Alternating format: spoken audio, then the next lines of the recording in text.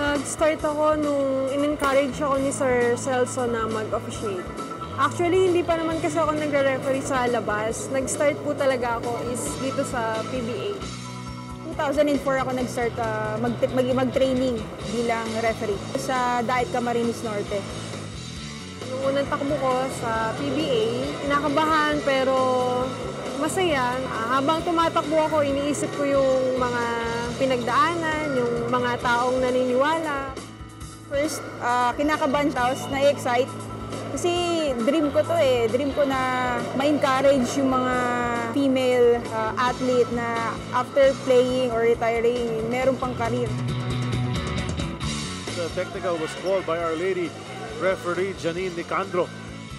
Bago kami pumasok talaga, kinausap kami na may times na bubulihin kayo, bash kayo, mumurahin kayo ng mga tao. So, na-ready na namin yung utak namin. Naasahan na din po namin.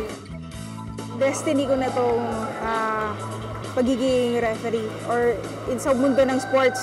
Kasi I'm from engineering to physical wellness. Ang goal ko kasi is mapunta sa Olympics or sa World Championship. So ito yung stepping stone, so another stage na ko para makapunta doon. Hindi ko po ina-expect na magiging referee ako, lalo pa sa PBA. Ang hanap ko po talaga is trabaho. Gusto ko po ang basketball. Gusto ko po yung ginagawa ko. Kaya andito po ako ngayon, nagtagal ako at gusto ko pa pong mas tumagal sa PBA.